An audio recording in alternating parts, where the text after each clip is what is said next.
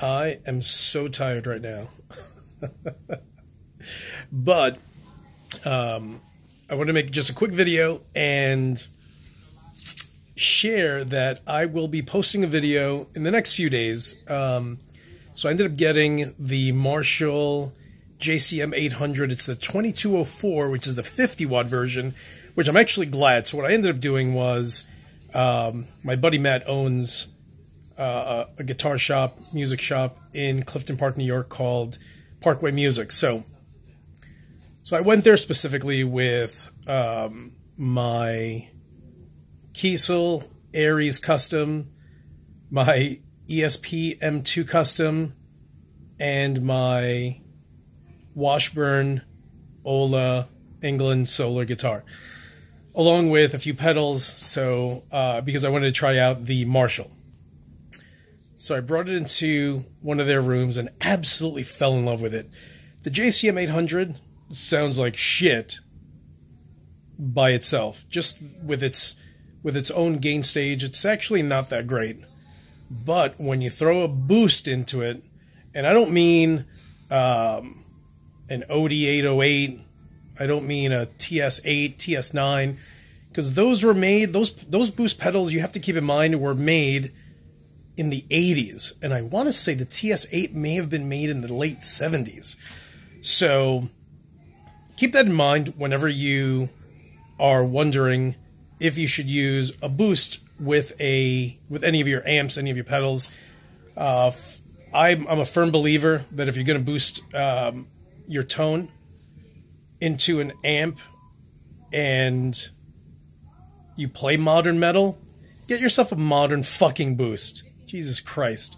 So I actually have the Aries Effects Savage Boost and the Savage Drive.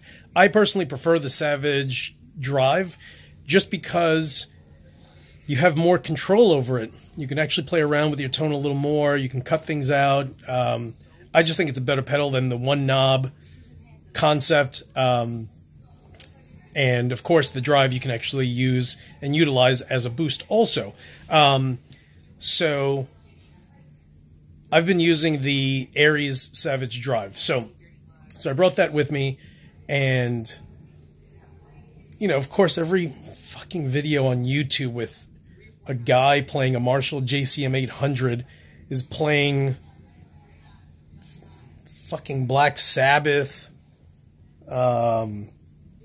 some late 70s, 80s nonsense, and so it's hard to try to figure out if the fucking amp sounds good.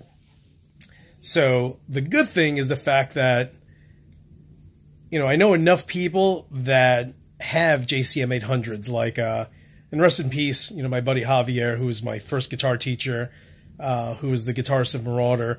He always played a Marshall JCM800 boosted by a TC Electronics booster line driver distortion pedal. Who else did? Of course, Kerry King and Jeff from Slayer both played JCM800s, the 2203s, which is the 100-watt version of the 2204 that I currently have.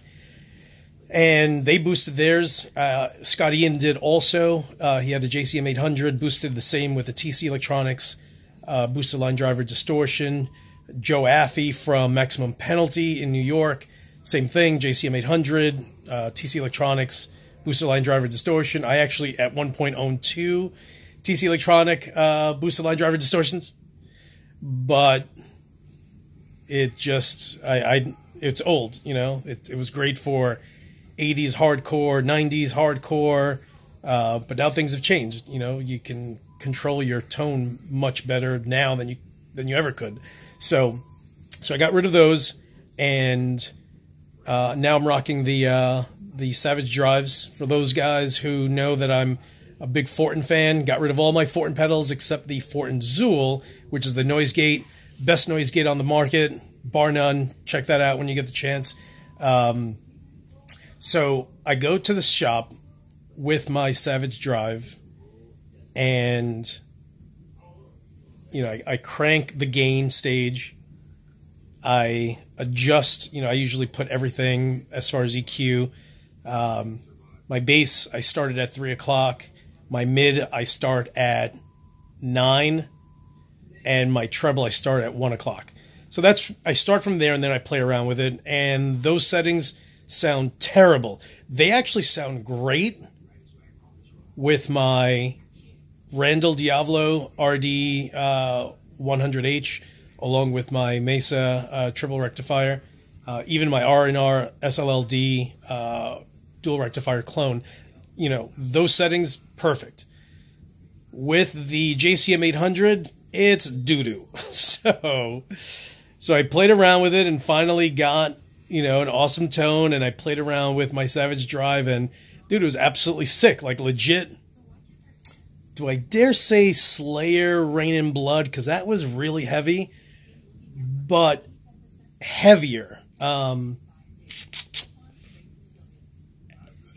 Tighter, and that has to do more with the Savage Drive. So it was tighter. I definitely increased the gain on the pedal, so that gave it a little crunchier tone to it.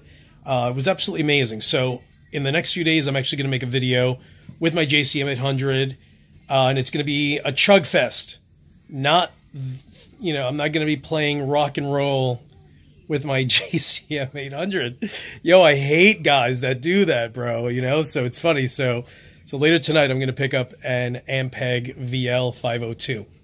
And one of my buddies years ago, when I say years, I'm talking about when I was 17, maybe. I'm in high school at this point.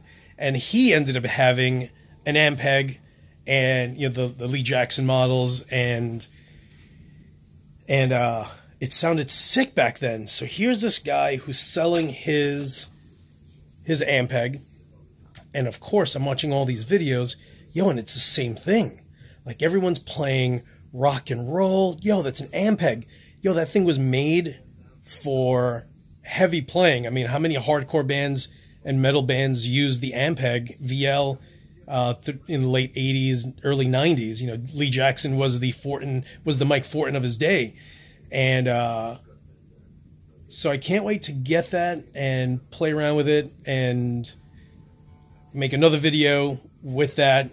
Video number 2 will actually be a comparison between the JCM800 and my triple rectifier, because there just isn't a major comparison out there. And maybe I'll throw in my Randall RD 100 Diavolo.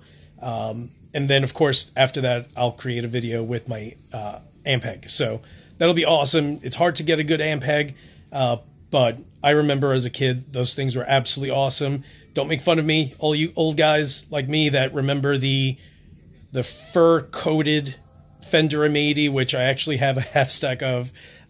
Yo, seriously, get one. If you can find one, get one. Get one! They're fucking sick. They're sick. Definitely for modern metal, play around with the contour, play around with the EQs. But you're going to be shocked. Legit, get yourself a 1988, 89, 1990 Fender M80. I bought my half stack for my 300 watt half stack for $150. Best $150 I've ever spent. So I'll post, at some point I have to make another video, because I did kind of like an unboxing where I literally just got it in, plugged it in, played around with it. But it definitely deserves its own video, because it's actually a pretty sick amp, minus the gray Tolex, which is awful. Listen, and if you've watched my videos long enough, you know that I already suffered through my Marshall JCM900 412 cabinet, where I got it for $125. The thing was perfect, minus Tolex. That was awful. Awful. Yo, I ended up getting, what did I use? What spray? I ended up getting spray adhesive 3M, I don't know, 777 maybe? I forgot what the adhesive was that everyone was suggesting online. It got to the point where my fingers had adhesive nubs. So take a grape, stick your pinky through a grape, right? That's what all of my fingers look like. But it was all adhesive spray. It was awful, awful. You know, it sucked. It was terrible. If you've had to re-Tolex your amp, you know how awful it is. If you haven't, trust that you don't want to do that. All right, guys, thank you so much for watching. I will be posting those videos in the next few days, and as usual, I will talk to you soon. And don't forget to subscribe, bitches. Love you guys. I'll talk to you later.